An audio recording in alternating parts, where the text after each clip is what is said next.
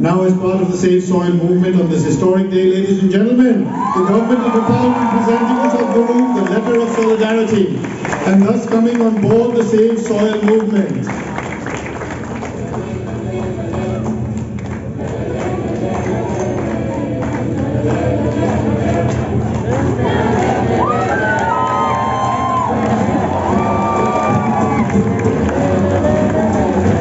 I would also like to request Dr. Govind Prasad Sharma, Secretary of the Ministry of Agriculture, to please come on the stage.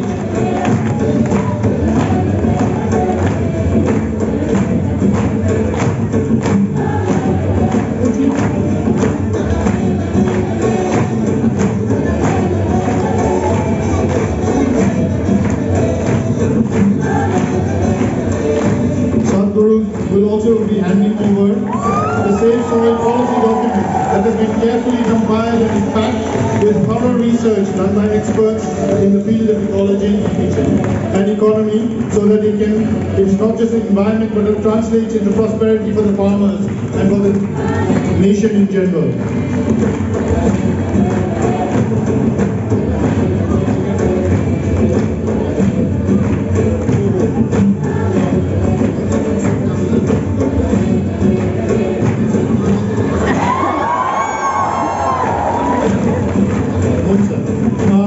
I would request the Secretary to please give a token of love to Sadhguru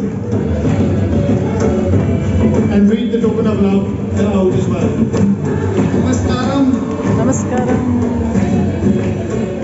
हामीले हाम्रा अति आदरणीय प्रेरणाका स्रोत यो safe soil इनिसिएटिभ्सका अध्यक्ष आदरणीय स्वामीजीमा हामी एउटा उहाँको यो सोइल सेफ मुभमेन्ट कन्सियस प्लानेटसँग हाम्रो एकताबद्धता जनाएका छौँ। म पढेर सुनाउन चाहन्छु र हाम्रा आदरणीय स्वामीजीलाई यो अर्पण गर्न चाहन्छु। Expression of commitment and solidarity to soil save movement, Conscious Planet, CP, USA, Government of Nepal, Ministry of Agriculture and Livestock Development warmly welcomes Save Soil movement by Conscious Planet and express intent and commitment to be on board for this initiative. This is timely global initiative by all and for all, beyond all social, political and geographical boundaries, led by CP to sustain human existence on the planet. Farmers of Nepal inherit knowledge, innovations, practices and a rich culture of mother soil, aligned with living soil since they started cultivating lap of Himalayas. In recent years, with the exposure to modern farming practices, this unique heritage is degrading and nascent soils of Nepal are under threat. In this pretext, Save Soil initiative is important to restore and rejuvenate our soils. In this ground, Ministry of Agriculture and Livestock Development proactively committed to enact new policies, strengthen and implement existing ones, invest, implement program and activity to save soil in Himalayan region. We understand saving Himalayan soil means saving soil and livelihood beyond the boundaries up to the Gangetic Plain. Ministry of Agriculture and Livestock Development is thankful to CP and is our immense pleasure to be a part of this holy soil global initiative. Dr. Govind Prasad Sharma, Secretary.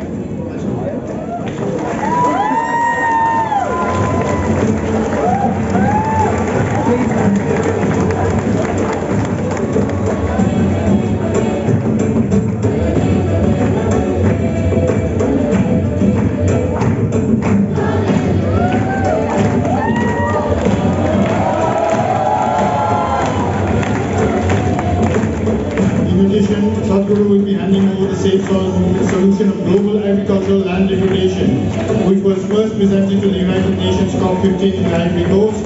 It includes a pragmatic three-pronged strategy to increase the organic content in soil to a minimum threshold of 3 to 6% by various levels of incentives to farmers. Let this be a beacon of hope. I would like to now request former Deputy Prime Minister Narayan Kaji Shresthaji to please join us on the stage for a photo. I would also like to request His Excellency Naveen Srivastava, Ambassador of India, to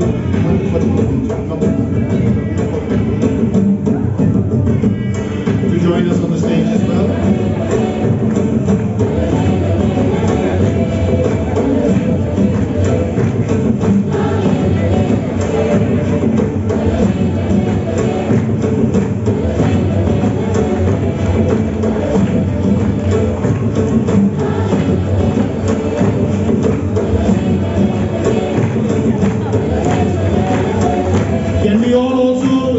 Save soil flags that were on your chairs, stand up once. Now let us, everyone.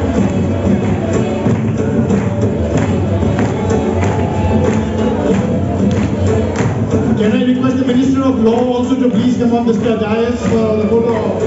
Just 1 second.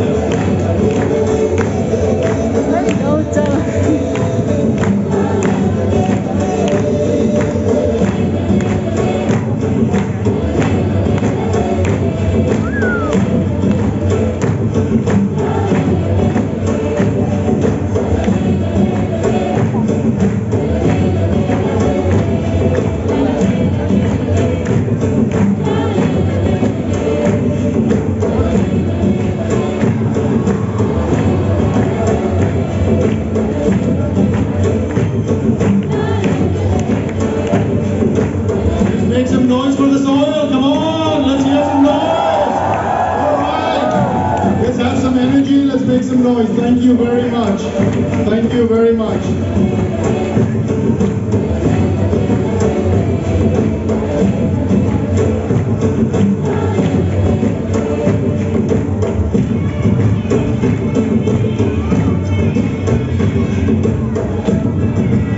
And yes, we are at that moment now, the moment we've been waiting for. May I now invite, humbly and with great privilege, our very special guest of the evening, who has taken the world by storm with his wit, his wisdom, and his incredible commitment to save the planet.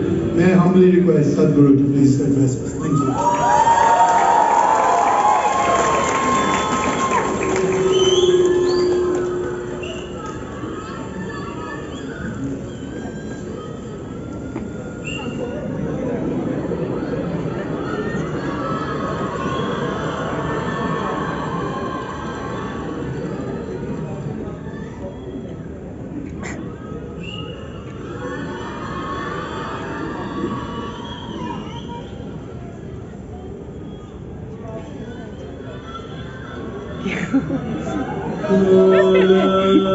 janati tava jananam kala na janati tava samapanam vishtu maya tava mahakara yogeshwara kala Yogeshwara Kala Kala.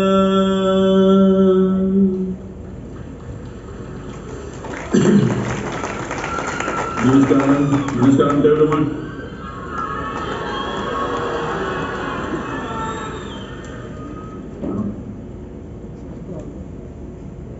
Nice to be back in Nepal.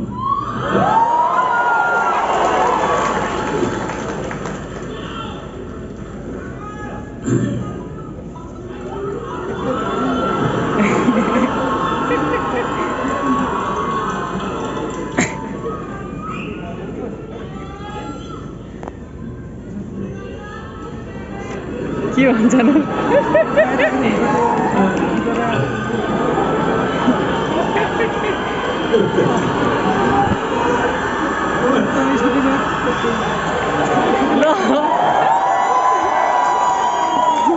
I'm supposed to do the talking. Come on.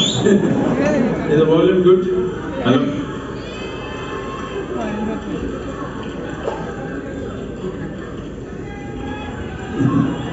Hello, can you hear me? It's not good. I can't. Hello?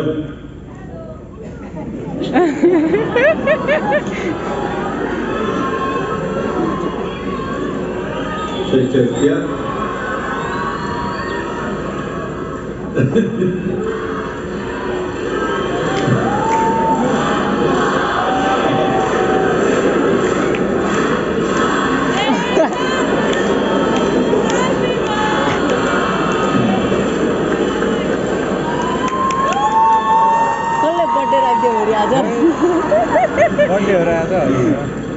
I'm still not inborn, still more than 24 hours, please. Well, why such a need has come today that we have to even talk about saving soil? Why such a situation has come? Well, humanity has spent a lot of time pointing fingers at each other. You did it, I did it, you did it, I did it endlessly. We need to first of all understand whether you like it or you don't like it, knowingly or unknowingly, every one of us are a part of it, this destruction that's happened. The only way around is that everyone have to become a part of the solution. There is simply no other way. This is not to be done by any one person or any one government or a ministry.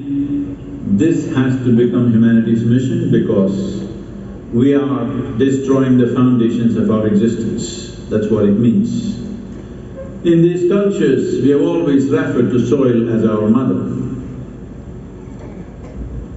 When we say mother, we are talking about the source of our life. But unfortunately, in the last few decades, we have started treating soil as a resource. Treating soil as a resource, what it means is, every one of us have fed upon the breasts of our mothers. The day we refer to her as a resource, we are finished. She is the source of our life. She cannot be a resource that we use in our lives.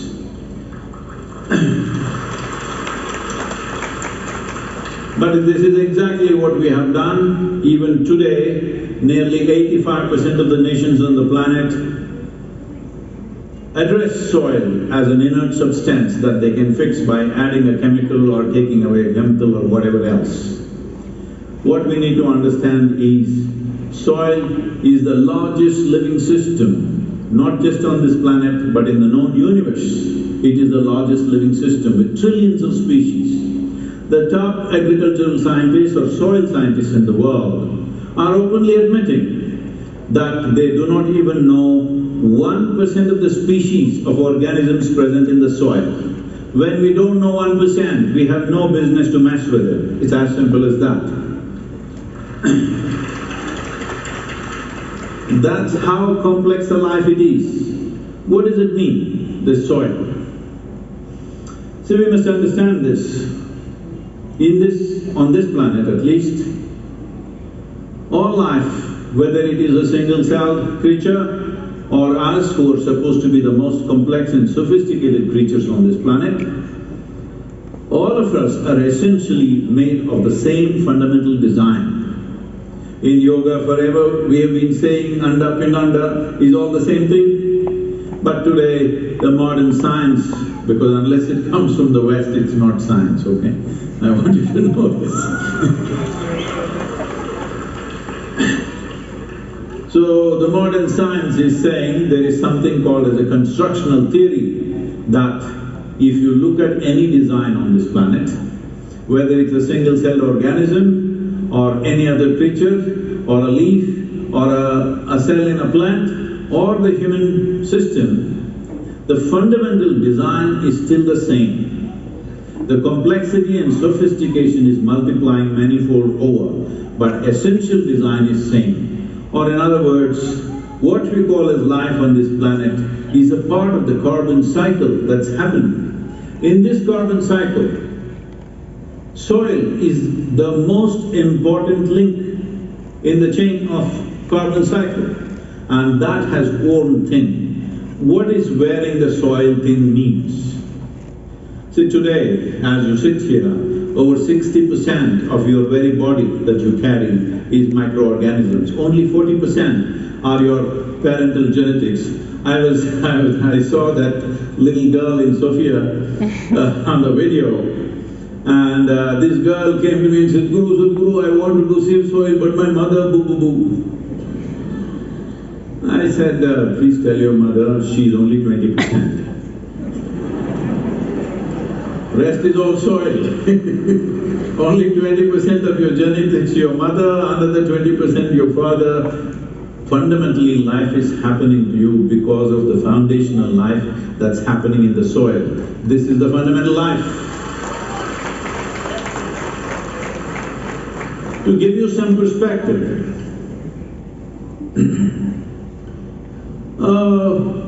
scientists say somewhere between 600 to 800 million years ago, you were there. At that time, one smart algae or a fungi, we don't know which one. It's like, we don't know how many years ago, thousands of years ago, a caveman or a cave woman these days, you can't live them out. But nowhere there's a reference to a cave woman, because caveman essentially means a crude man who's like that. But it looks like women were always reasonably not so cavey. So, we don't know whether a caveman or a woman discovered the way of how to cook our food using fire, controlling fire within our homes. Oh, that's changed everything about our lives, isn't it? The way we eat and the way we exist. Similarly, one smart algae or fungi, we don't know which one of them came up with this idea of cooking their food using the perpetual energy of the sun. This phenomena of cooking their food using the sun's energy, today we refer to as photosynthesis. Before the phenomena of photosynthesis started, the average oxygen content in our atmosphere was just a shade over 1%. Today it is 21%. It's a little less in this hall, but average is 21%. And even if you're wearing a mask, you're able to breathe because it's 21%. It's not about today we breathing and existing. The very reason that such a complex life could evolve is only because of the oxygen content in the atmosphere. Otherwise, life would have been very rudimentary and simple. So this phenomenon of photosynthesis means essentially it is oxygen manufacturing factory on the planet. You all oxygen breathing or carbon dioxide breathing? Tell me, I don't know which kind you are. Oxygen. But in the last 1,000 years, we have removed 85% of photosynthesis on this planet. What's our plan really for ourselves and for future generations? What is our plan? 85% of photosynthesis on the planet has been removed. We call this development. Well, we need many things, that's not the point, but we need to understand without ecological stability on the planet, life will not happen. Our idea, right now everybody is talking about, in 2000 or just after 2000, when I spoke in the United Nations, I told them I have come here to officiate the marriage of ecology and economy, because you guys are thinking these two are competing forces. There is no such thing as ecology versus economy. This is like this. You are living on open land, then you saw the need for shelter, so you built one floor, one nice house for yourself. Then a need came, you had to build a second floor. Then you started pulling out the foundation stones and started building the second floor. You know what will happen to your house. This is exactly what's happening to the world right now. Ecology is the base, economy is on top of it. If you pull out the foundation stones of ecology, there is not going to be any economy. Whatever economies we have built, whatever very perceptional marketplaces we have built can all collapse in no time once there is a little bit of food shortage on the planet. I want you to just imagine, in Kathmandu city, if 40% of the people have not eaten for the last 3 days, Do you think you can come here and sit in this event? Do you think you can go to your office? Do you think your children can go to school? Do you think anything that you are doing right now would be possible for you? Civilization will collapse. What we have created in 1,000 years, in 3 days' time it will collapse once there are food shortages. We must understand this is not something new. Whether it's Nepal or India or European nations or East European nations, Central Asia, Arabia, even North America, is not a stranger to famines in the past. Till 40s and 50s, 1950s, we've seen famines. Some of those famines were terrible, which took millions of people. 1943 famine in India took 3.2 billion people in 4 months' time. Famine is the worst way to die for a human being. A war is so much better. Either somebody will shoot you or bomb you or take off your head, something will happen. Famine is a slow fate. 3 to 4 months, you will die in a most terrible way. And this is not new to us.